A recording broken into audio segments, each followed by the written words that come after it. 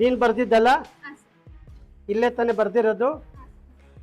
ಇಲ್ಲ ಅಲ್ಲ, ಇದೇ ತಾನೇ? ಬೆಂಗಳೂರು. ರೆಡ್ ಇದೆ, ಇದು ಗೋಲ್ಡ್ ಇದೆ, ಇದು ಚಿತ್ರ ಇದೆ ನೋಡಿ. ಇದು ಎಸ್,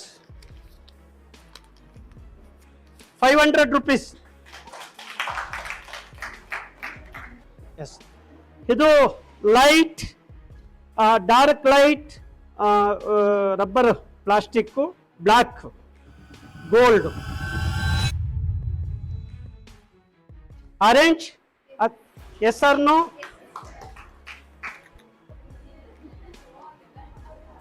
ಬ್ಲೂ ಅಲ್ಲ, ಬ್ಲೂ ಅಲ್ಲ, ಇದು ನೇರಳೆ ಬಣ್ಣದ್ದು ಇನ್ನೊಂದು ಏನಂತ, ಪರ್ಪಲ್. ಪರ್ಪಲ್ ಪ್ರೇಮಿಗಳ ದಿನ ಕೊಡುವ, ಆದ್ರೆ ಅದು ರೆಡ್ ಇರುತ್ತೆ, ಇದು ಸ್ವಲ್ಪ ಏನು ಎಲ್ಲೋ ನೋಡಿ. ಕಾಯಿನ ಹಾಕಿದ್ದೀನಿ. ತಗೊಳಮ್ಮ. ಕಣ್ಣಿಗೆ ನೋವಾಗಬಾರ್ದು ಕಟ್ಟು.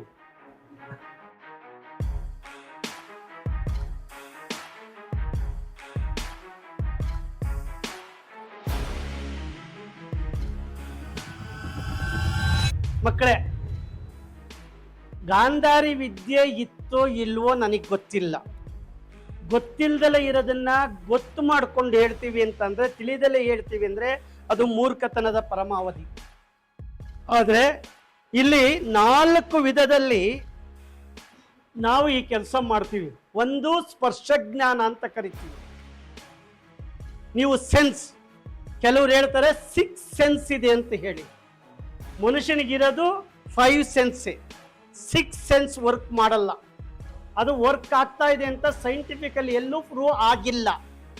6 ಸೆನ್ಸ್ ವರ್ಕ್ ಆಗುತ್ತೆ, ಇನ್ನೇನೋ ವರ್ಕ್ ಆಗುತ್ತೆ ಅನ್ನೋದೆಲ್ಲ ಸುಳ್ಳೋದು, ಕಟ್ಟುಕತೆ. ಸೈನ್ಸ್ ಇನ್ನೂ ಪ್ರೂವ್ ಮಾಡಿಲ್ಲ. ಹಾಗಾದರೆ ನಮಗೆ 5 ಸೆನ್ಸಲ್ಲಿ ಕಣ್ಣು ನೋಡುತ್ತೆ, ಮೂಗು ಸ್ಮೆಲ್ ಕಂಡುಹಿಡಿಯುತ್ತೆ, ಸ್ಕಿನ್ನು ವಸ್ತುಗಳ ಸ್ಪರ್ಶ ಜ್ಞಾನ ಆಗುತ್ತೆ. ನಾವು ಯಾವುದೇ ಒಂದು ವಸ್ತುವನ್ನ ಕೊಟ್ಟಾಗ, ಈಗ ಬ್ಲೈಂಡ್ ಇದ್ದಾರೆ ನೋಡಿದ್ದೀನಿ, ನಾವು ಬ್ಲೈಂಡ್ ಅಂತ ಹೇಳ್ಬಾರ್ದು ಅವ್ರನ್ನ, ವಿಕಲಚೇತನರು ಅಂತ ಹೇಳೋಣ. ವಿಕಲಚೇತನರು ವಿಶೇಷವಾಗಿರುವಂಥವ್ರು, ಸ್ಪರ್ಶಜ್ಞಾನ ಆಗಿರುತ್ತೆ. ಅದು ಹೋಗಿ ಬ್ರೈನಲ್ಲಿ ಏನಾಗಿದೆ, ಟಚ್ ಆಗಿರುತ್ತೆ, ಅದು ಸ್ಟೋರೇಜ್ ಆಗಿರುತ್ತೆ. ಆಗಲೇ 500 ರೂಪಾಯಿ ಕೊಟ್ರಿ ನೀವು, ಆ ಕೊಟ್ಟೇಟ್ಗೆ ಹಿಂಗೆ ಮುಟ್ಟಿ ನೋಡಿದ್ವಿ ನಾವು. ಮುಟ್ತಿದ್ದಂಗೆ ಅದು ಸ್ಪರ್ಶಜ್ಞಾನ ಸಬ್ಕಾನ್ಸಿಯಸ್ ಮೈಂಡಲ್ಲಿ ಇರುತ್ತೆ. ಅದು ಮುಟ್ದೇಡ್ಗಿದ್ದು 500 ರೂಪಾಯಿ ಅಂತ ಹೇಳ್ತಾರೆ. ಅವ್ರಿಗೆ ಯಾರು ಟ್ರೈನಿಂಗ್ ಕೊಟ್ಟಿದ್ರಾ? ಇಲ್ಲ. ಯಾರು ಹೋಗಿ ಟೀಚರ್ ಹತ್ರ ಕೇಳಿದ್ರಾ? ಇಲ್ಲ.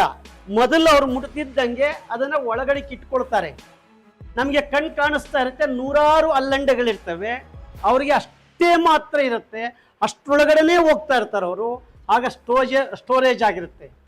ಇದು ಸ್ಪರ್ಶಜ್ಞಾನದಿಂದ ಮಾತ್ರ ಕಂಡುಹಿಡಿಯಲಿಕ್ಕೆ ಸಾಧ್ಯ. ಎರಡನೇದು, ನೀವಿಷ್ಟೆಲ್ಲ ಅಬ್ಸರ್ವ್ ಮಾಡ್ತಾ ಇದ್ದಾಗ ನಾವು ಒಂದು ಸನ್ನೆಯ ಮೂಲಕ ವಿಷಯವನ್ನು ಗ್ರಹಿಸ್ತಾ ಇದ್ದೆ ನಾನು. ನಮ್ಮಲ್ಲೇ ಇರ್ತಕ್ಕಂಥ ಒಂದು ಹುಡುಗಿ ಯಾವ ಜ್ಞಾನ, ಕಲರ್ ಕೊಟ್ರಲ್ಲ, ಈಗ ಕೊಡಿ, ಈ ಕೊಡಮ್ಮ ಇಲ್ಲಿ, ಕಲರ್ ಕೊಟ್ರಿ ಅಂತಿದ್ದಂಗೆ ನಮಗೆ ನಿಮಗೆ ಗೊತ್ತಿಲ್ಲದಲೇ ಇಲ್ಲಿ ಒಂದು ಸಂವಹನ ನಡೆಯುತ್ತೆ. ಸಂವಹನ ಅಂದರೆ ಕಮ್ಯುನಿಕೇಶನ್. ನನ್ನ ಮತ್ತು ನಿಮ್ಮ ನಡುವೆ ಕಾಣದಲ್ಲೇ ಇರ್ತಕ್ಕಂಥ ಇನ್ನೊಂದು ಮನಸ್ಸಿರುತ್ತೆ ಇಲ್ಲಿ. ಆ ಮನಸ್ಸು ನಿಮ್ಗಳ ಮಧ್ಯ ಕೂತಿರುತ್ತೆ. ಈ ಕಲರ್ ಕೊಟ್ಟಕ್ಕೆ ಅವರು ಒಂದು ಸೂಚನೆ ಕೊಡ್ತಾರೆ ನಮಗೆ, 1 2 ಹಿಂಗೇನೋ ಒಂದು ಸೂಚನೆ, ನಂಬರ್ ಹೇಳ್ಬೋದು ಅಂತ ಅನ್ಬೋದು, ಹಿಂಗೆ ಸೂಚನೆ ಕೊಡ್ಬೋದು. ಈಗ ಇದಕ್ಕೆ 2ನೇ ನಂಬರ್ ಅಂತ ಅಂತಿದ್ದಂಗೆ ನಾವು 2 ಅಂತ ಹಿಂಗೆ ಬಂದೇಕ್ಕೆ ಸ್ಪರ್ಶ ಜ್ಞಾನದಲ್ಲಿ ಹೇಳ್ತೀವಿ ಇದು ಪರ್ಪಲ್.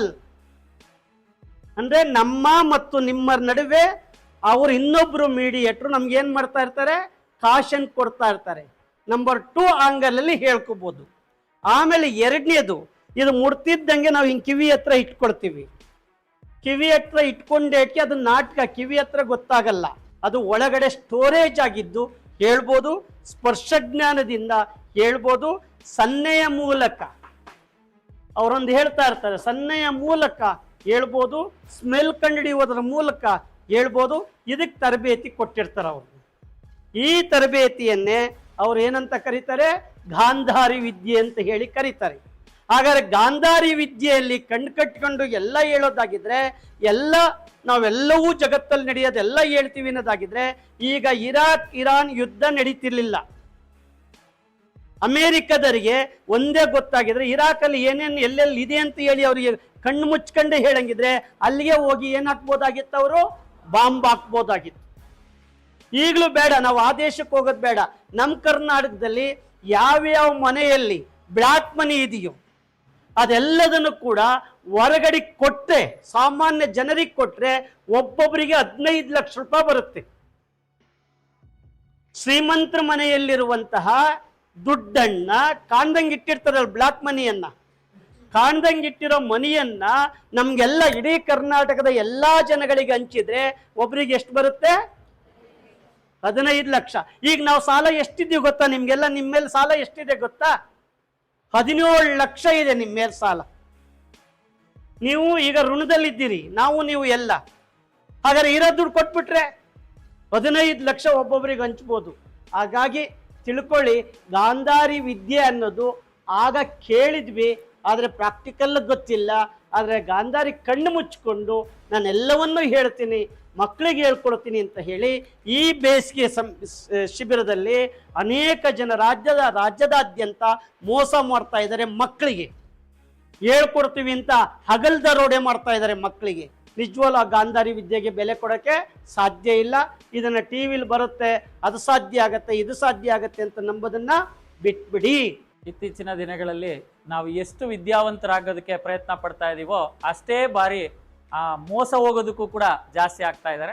ವಿದ್ಯಾವಂತರ ಸಂಖ್ಯೆ ಹೆಚ್ಚಾದಂಗೆಲ್ಲ ಮೋಸ ಹೋಗೋರ ಸಂಖ್ಯೆ ಹೆಚ್ಚಾಗ್ತಾ ಇದೆ. ಮೋಸ ಹೋಗೋರು ಇರೋವರೆಗೂ ಮೋಸ ಮಾಡೋರು ಉಟ್ಕೊಳ್ತಾನೆ ಇರ್ತಾರೆ. ಯಾಕೆಂದ್ರೆ ಮೋಸ ಮಾಡೋರು ಕೂಡ ವಿದ್ಯಾವಂತರೇ, ಮೋಸ ಹೋಗೋರು ಕೂಡ ವಿದ್ಯಾವಂತರೇ.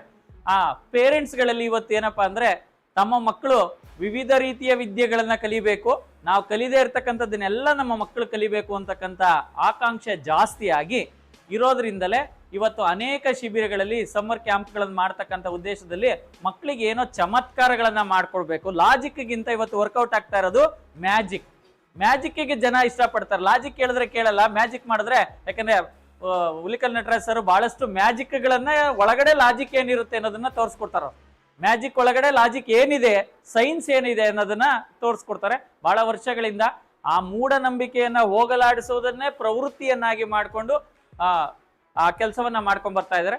ನಾವು ಬಹಳಷ್ಟು ವಿದ್ಯೆಗಳನ್ನೆಲ್ಲ ಕಲ್ತಿದ್ವಿ. ನಾವು ಹೇಳ್ತೇವೆ ಅತೀಂದ್ರಿಯ ಜ್ಞಾನ, 6 ಸೆನ್ಸ್ ವರ್ಕ್ ಆಗುತ್ತೆ ಅಂತ. ಇವತ್ತು ಮಿಷಿನ್ಗಳಲ್ಲೂ 6 ಸೆನ್ಸ್ ಟೆಕ್ನಾಲಜಿ ಬಂದ್ಬಿಟ್ಟಿದೆ. ಫ್ರಿಡ್ಜ್ ಅಲ್ಲಿ, ವಾಷಿಂಗ್ ಮಿಷಿನ್ ಅಲ್ಲಿ, ಕಾರ್ಗಳಲ್ಲೆಲ್ಲ ಲೆವೆಲ್ 2 ಅಡಾಸ್ ಬಂದಿರೋದೆಲ್ಲ 6 ಸೆನ್ಸ್ ಟೆಕ್ನಾಲಜಿ. ಡ್ರೈವರ್ ಬ್ರೇಕ್ ಹೊಡಿಯೋದು ಮಾತ್ರ ಅದು ಮೆಟಲ್ ಡಿಟೆಕ್ಟರ್ ಇರುತ್ತೆ. ಮುಂದೆ ಯಾವ್ದೋ ಒಂದು ಈ ಸ್ಟಡಿನಲ್ಲಿ ಮೆಟಲ್ ಇದೆ ಡಿಟೆಕ್ಟ್ ಮಾಡುತ್ತೆ ಅದು ಕ್ಯಾಮ್ರಾದಲ್ಲಿ, ಅದೆಲ್ಲ ಇರುತ್ತೆ. ಬಟ್ ಮನುಷ್ಯನಿಗೆ ಅತೀಂದ್ರಿಯ ಜ್ಞಾನ ಇದೆ, ಮುಂದಾಗೋದನ್ನ ಇವತ್ತೇ ನಾವು ಊಹೆ ಮಾಡ್ಬೋದೇ ಹೊರತು ಅಕ್ಯುರೇಟ್ ಆಗಿ ಹೇಳೋದಕ್ಕೆ ಸಾಧ್ಯ ಇಲ್ಲ. ಅಂಥದ್ರಲ್ಲಿ ಬಹಳಷ್ಟು ಜನ ಇದನ್ನ ಟೀಚ್ ಮಾಡ್ತಾ ಇದ್ದಾರೆ. ಕಣ್ಣಿಗೆ ಬಟ್ಟೆ ಕಟ್ಕೊಂಡು ಮಗು ಕಲರ್ ಅನ್ನ ಐಡೆಂಟಿಫೈ ಮಾಡೋದು, ಲೆಟರ್ಸ್ ಅನ್ನ ಐಡೆಂಟಿಫೈ ಮಾಡೋದು. ಕುರುಡರಿಗೆ, ಅಂಗವಿಕಲರು ಅಥವಾ ವಿಕಲಚೇತನರು ಅಂತ ಕರೀತಕ್ಕಂಥವ್ರ ಕಾನ್ಸಂಟ್ರೇಷನ್ ಒಂದೇ ಕಡೆ ಇರುತ್ತೆ, ಏಕಾಗ್ರತೆ ಇರುತ್ತೆ. ಆದ್ರಿಂದ ಅವ್ರು ಏನ್ ಮಾಡ್ತಾರೆ, ನೋಡಿದ ತಕ್ಷಣ ಆ ಸ್ಪರ್ಶ ಜ್ಞಾನದ ಮೂಲಕ ಅದನ್ನ ಅರಿಯೋ ಸೆನ್ಸ್ ಅವರಿಗೆ ಬಂದಿರುತ್ತೆ ಅಂತಕ್ಕಂಥದ್ದು. ಬಟ್ ನೈಜವಾಗಿ ಗಾಂಧಾರಿ ಕಾಲದಲ್ಲಿ ಇದ್ದಂತ ಗಾಂಧಾರಿ ವಿದ್ಯೆ ಅಂತ ಯಾಕೆ ಕರೀತಾರೆ ಅಂದ್ರೆ, ಗಾಂಧಾರಿ ಹುಟ್ಟಿನಿಂದ ಸಾವಿನವರೆಗೂ ಏನ್ ಮಾಡಿದ್ದು, ಕಣ್ಣಿಗೆ ಬಟ್ಟೆ ಕಟ್ಕೊಂಡಿದ್ದು. ಕಣ್ಣಿಗೆ ಬಟ್ಟೆ ಕಟ್ಕೊಂಡು ಕಲ್ತಂತ ವಿದ್ಯೆಗಳನ್ನ ಗಾಂಧಾರಿ ವಿದ್ಯೆ ಅಂತ ಕರಿತೀವಿ. ಅನೇಕ ವಿದ್ಯೆಗಳಿದೆ. ಶಬ್ದವೇದಿ ವಿದ್ಯೆ ಇದೆ, ನಿಮ್ಗೆ ಗೊತ್ತಿದೆ, ಶಬ್ದ ಬಂದ ಕಡೆಯಿಂದ ಬಾಣ ಹೊಡೆದು ಪ್ರಾಣಿಯನ್ನ ಕೊಲ್ತಕ್ಕಂಥದ್ದು. ಅದೇ ತರ ಇದು ಒಂದು ಇತ್ತೀಚಿನ ದಿನಗಳಲ್ಲಿ ಮ್ಯಾಜಿಕ್ ಮಾಡಕ್ ಕೊಟ್ಟಿರ್ತಕ್ಕಂಥದ್ದು ಗಾಂಧಾರಿ ವಿದ್ಯೆ. ಮಗು ಕಣ್ಣಿಗೆ ಬಟ್ಟೆ ಕಟ್ಬಿಟ್ಟು ಏನೋ ಮಗು ಅಬ್ಸರ್ವ್ ಮಾಡ್ತಕ್ಕಂಥ ಒಂದಷ್ಟು ಟ್ರೈನಿಂಗ್ ಕೊಟ್ಟಿರ್ತಾರೆ ಅಷ್ಟೇ, 1 or 2. ಇವಾಗ ಸರ್ ನಿಮ್ ಮುಂದೆ ಅವ್ರು ಯಾವುದೇ ಟ್ರೈನಿಂಗ್ ಇಲ್ದಿದ್ರು ಮಾಡಿ ತೋರಿಸಿದ್ದಾರೆ, ನಿಮ್ಗೆ ಅನಿಸ್ತು ಅವ್ರಿಗೂ ಗಾಂಧಾರಿ ವಿದ್ಯೆ ಬರ್ತಾ ಇದೆ ಅಂತ. ಆ ಗಾಂಧಾರಿ ವಿದ್ಯೆ ಬರ್ತಾ ಇದೆ ಅನ್ನೋದ್ರ ಹಿಂದೆ ಏನಿದೆ ಅಂತಕ್ಕಂಥದನ್ನ ನಾವು ಅರ್ಥ ಮಾಡ್ಕೋಬೇಕು. ನೀವು ಬಹಳಷ್ಟು ದಿವಸ ಇದನ್ನೇ ಪ್ರಯತ್ನ ಮಾಡಿದ್ರೆ ನೀವು ಕೂಡ ಗಾಂಧಾರಿ ವಿದ್ಯೆ ನಿಮಗೂ ಕೂಡ ಬರುತ್ತೆ. ಯಾಕಂದ್ರೆ ನೀವು ಟೆಕ್ಸ್ಟ್ ಬುಕ್ ಅಲ್ಲಿ ಇರೋದನ್ನ ಓದಿ ಎಕ್ಸಾಮ್ ಬರೆಯೋದೇ ಕಷ್ಟ ಆಗಿರೋ ಸಂದರ್ಭದಲ್ಲಿ, ಪಾಸ್ ಮಾಡೋದು ಕಷ್ಟ ಆಗಿರೋ ಸಂದರ್ಭದಲ್ಲಿ ಕಣ್ಣು ಕಟ್ಕೊಂಡು ಎಲ್ಲವನ್ನ ಅರ್ಥ ಮಾಡ್ಕೊಳ್ಳೋದಾಗಿದ್ದಿದ್ರೆ, ಮುಖ ನೋಡಿದ್ರೆ ಮನ್ಸಲ್ಲಿ ಏನಿದೆ ಅಂತ ಮನುಷ್ಯನಿಗೆ ಅರ್ಥ ಮಾಡ್ಕೊಳಕ್ ಆಗ್ತಿರ್ಲಿಲ್ಲ, ಅರ್ಥ ಮಾಡಕ್ ಆಗಲ್ಲ. ಇವತ್ತು ನೀವು ಹೇಳ್ಕೊಳ್ತೀರಾ, ಆ ವ್ಯಕ್ತಿಯನ್ನ ನೋಡಿದ ತಕ್ಷಣ ಅವ್ನ ಮನ್ಸಲ್ಲಿ ಏನಿದೆ ಅನ್ನೋದನ್ನ ಅರ್ಥ ಆಗಿದ್ರೆ ಇವತ್ತಿನ ದಿನಗಳಲ್ಲಿ ಎಷ್ಟೋ ವ್ಯಕ್ತಿಗಳನ್ನ ನೋಡಿ ಮೋಸ ಹೋಗೋರ್ ಸಂಖ್ಯೆ ಏನಾಗ್ತಾ ಇತ್ತು, ಕಡಿಮೆ ಆಗ್ತಾ ಇತ್ತು. ವ್ಯಕ್ತಿ ನೋಡಿದ್ರೆ ಮನ್ಸಲ್ಲಿ ಇರೋದು ಅರ್ಥ ಆಗಲ್ಲ, ಇನ್ ಕಣ್ಣಿಗೆ ಬಟ್ಟೆ ಕಟ್ಕೊಂಡಿದ್ದಾಗ ಬೇರೆದನ್ನ ನೋಡಿ ಅರ್ಥ ಮಾಡ್ಕೊಳ್ಳೋದು ಹೇಗೆ ಸಾಧ್ಯ ಅಂತಕ್ಕಂಥದನ್ನ ನಾವು ಸ್ವಲ್ಪ ಮಟ್ಟಿಗೆ ಏನ್ ಮಾಡ್ಬೇಕು, ಯೋಚನೆ ಮಾಡ್ಬೇಕು. ನೀವು ಕಣ್ಣಿಗೆ ಬಟ್ಟೆ ಕಟ್ಕೊಂಡು ಬಹಳಷ್ಟು ಆಟಗಳನ್ನ ಆಡಿದ್ದೀರಾ, ಹೌದಾ ಇಲ್ವಾ? ಫೈಂಡ್ ಔಟ್ ಮಾಡೋದು, ಎಲ್ಲಿದ್ದಾರೆ ಅಂತ ಹುಡುಕ್ತಕ್ಕಂಥದ್ದು, ಮುಡಿಸ್ತಕ್ಕಂಥದ್ದು, ಆ ಆಟಗಳನ್ನೆಲ್ಲ ಆಡಿದಾಗ್ಲೂ ನಿಮ್ಗೆ ಅರ್ಥ ಆಗಿರ್ತದೆ. ಅದು ಒಂದು ಸೆನ್ಸು, ಅವ್ರು ಯಾವ ಕಡೆ ಮೂವ್ ಆದ್ರು, ಎಲ್ಲಿ ಇರ್ಬೋದು, ಒಂದು ಗೆಸ್ಸಿಂಗ್. ಅದು ನಾವು ವಿದ್ಯಾವಂತರಾಗಿರ್ತಕ್ಕಂಥವ್ರು, ಪ್ರಜ್ಞಾವಂತರಾಗಿರ್ತಕ್ಕಂಥವ್ರು, ನಾವು ಕೂಡ ಕಣ್ಣಿಗೆ ಬಟ್ಟೆ ಕಟ್ಕೊಂಡು ಅದನ್ನ ಒಂದು ಸಾರಿ ನೋಡಿದಂತಹ ಸಂದರ್ಭದಲ್ಲಿ ಇದು ಸಾಧ್ಯ ಇಲ್ಲ ಅಂತಕ್ಕಂಥದ್ದು ಎಲ್ಲರ ಗಮನಕ್ಕೆ, ಎಲ್ಲರ ಅರಿವಿಗೆ ಬರುತ್ತೆ.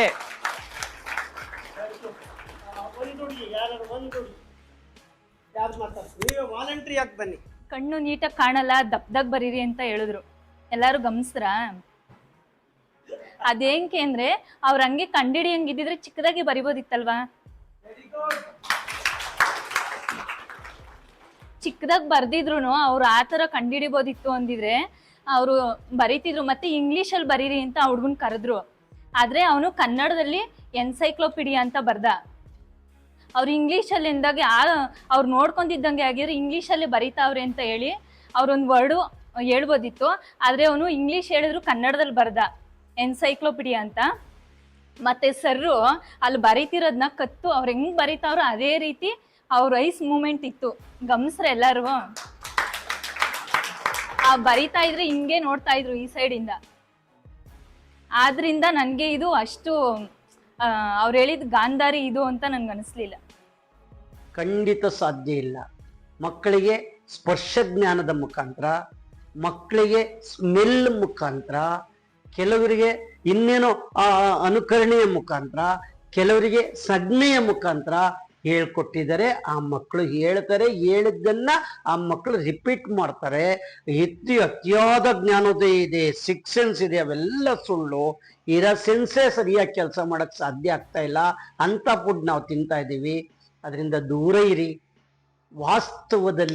ವಾಸ್ತವದ ನೆಲೆಗಟ್ಟಿನಲ್ಲಿ ಬದುಕನ್ನ ಕಟ್ಕೊಳ್ಳಿ. ಮಕ್ಕಳಿಗೆ ಇದನ್ನೆಲ್ಲ ಹೇಳ್ಕೊಡ್ತೀನಿ ಅಂತ ಹೇಳಿ ನಿಮ್ಮ ದುಡ್ಡುಗೋಸ್ಕರ, ದುರಾಸೆಗೋಸ್ಕರ ಮಕ್ಕಳ ಮನಸ್ಸಿನ ಮೇಲೆ ಪರಿಣಾಮ ಬೀರ್ಬೇಡಿ. ಅಕಸ್ಮಾತ್ ಹಿಂಗ್ ಸಾಧ್ಯ ಆಗುತ್ತೆ ಅಂತ ಅಂದಾಗ ಇದೆಲ್ಲೋ ಆಗುತ್ತೆ ಅಂತ ಮನಸ್ಸು ಮಗು ನಂಬಿಟ್ಟು ಓದದೆ ಬಿಟ್ರೆ, ಆಲೋಚನೆ ವಿವೇಚನೆ ಮಾಡೋದೇ ಬಿಟ್ಬಿಟ್ರೆ ಆ ಮಗುವಿನ ಸ್ಥಿತಿ ಏನಾಗುತ್ತೆ ಅಂತ ಅರ್ಥ ಮಾಡ್ಕೊಳ್ಳಿ ಪೋಷಕರೇ. ಮಿಡ್ ಬ್ರೈನ್ ಅನ್ನೋದು ಇದೆಲ್ಲ ಒಂದು ಕಾಲ್ಪನಿಕ ಕಥೆಗಳಷ್ಟೇ. ಈಗಿನ ಸ್ಥಿತಿಯಲ್ಲಿ ಮುಂದೆ ಅದು ಬರ್ಬೋದು. ರೋಗ ಬರ್ತಾ ಇದೆ, ಮೊದಲಿಗೆ ಚಿಪ್ ಹಾಕೋದು ಬರ್ತಾ ಇದೆ, ವಿಜ್ಞಾನ ತಂತ್ರಜ್ಞಾನ ಬೆಳೀತಾ ಇದೆ. ಅದ್ರ ತಕ್ಕಂತೆ ನಾವು ಹೊಂದಾವಣೆ ಮಾಡ್ಕೊಳ್ಳೋಣ ಅಂತ ಹೇಳ್ತಾ, ಈ ತರದ ಶಿಬಿರಗಳಿಗೆ ಮಕ್ಕಳನ್ನ ಕಲಿಸ್ಬೇಡಿ. ತಂದೆ ತಾಯಿಗಳು ಮಕ್ಕಳ ಜೊತೆ ಆಟ ಆಡಿ, ವನವಿಹಾರಕ್ಕೆ ಕರ್ಕೊಂಡೋಗಿ, ಪ್ರವಾಸ ಕರ್ಕೊಂಡೋಗಿ, ನೀವು ಜೊತೆಲಿರಿ. ಮಕ್ಕಳನ್ನ ಜೊತೆಲಿ ಪ್ರೀತಿಸಿ, ಬಾಂಧವ್ಯದ ಸೆಲೆಯನ್ನ ಉಂಟು ಮಾಡಿ, ತಾತ ಮುತ್ತಾತ ಅಜ್ಜ ಅಜ್ಜಿಯರು ಹಿರಿಯರು ಅವರೆಲ್ಲ ಮಕ್ಕಳ ಸಂಬಂಧಗಳು ಉಂಟಾಗಗೆ ಮಾಡಿ, ಮಕ್ಕಳೊಂದಿಗೆ, ಮಣ್ಣಿನೊಂದಿಗೆ, ಮಳೆಯೊಂದಿಗೆ, ಪರಿಸರದೊಂದಿಗೆ, ಪ್ರಾಣಿಗಳೊಂದಿಗೆ ಹೊಂದಿಸಿಕೊಳ್ಳುವಂತಹ ಮನೋಭೂಮಿಕೆಯನ್ನು ಮಕ್ಕಳಿಗೆ ಕೊಡಿ. ಈ ರೀತಿ ಯಾಂತ್ರಿಕ ಬದುಕಿಗೆ ಮಕ್ಕಳನ್ನ ಸಿಲ್ಗಾಕ್ಸ್ಬೇಡಿ, ಸುಳ್ಳುಗಳನ್ನ ಮಕ್ಕಳಿಗೆ ಹೇಳ್ಕೊಡ್ಬೇಡಿ. ನಿಜವಾಗ್ಲೂ ಮಗು ಹುಟ್ಟುವಾಗ ಅವನು ದೊಡ್ಡ ವ್ಯಕ್ತಿ ಆಗ್ತಾನೆ, ಬೆಳೀತಾ ಅಲ್ಪಮಾನವನಾಗ್ತಾನೆ. ಅದಾಗದೆ ನಮ್ಮಿಂದ ಸಾಧ್ಯ, ನಾವು ಮಾಡ್ತಾ ಇದ್ದೀವಿ. ಅಲ್ಪಮಾನವನಾಗಿ ಮಾಡೋದು ಬೇಡ ಅಂತ ಹೇಳ್ತಾ ನನ್ನ ಮಾತನ್ನು ಮುಗಿಸ್ತೇನೆ. ನಮಸ್ಕಾರ. ನನ್ನ ಕೊನೆಯದಾಗಿ ಯಾರು ತಪ್ಪು ತಿಳ್ಕೊಂಡ್ರೂ ಚಿಂತೆ ಇಲ್ಲ. ಹುಟ್ಟುವಾಗ ಮಕ್ಕಳಿರ್ತೀವಿ, ಹುಟ್ಟಿದ ಮೇಲೆ ಕಳ್ಳನ ಮಕ್ಕಳಾಗಿ ಬೆಳೆಸ್ತಾ ಇದೆ ಈ ಸಮಾಜ. ಅದಾಗಬಾರ್ದು ಅನ್ನೋದು ನನ್ನ ಬೇಡಿಕೆ.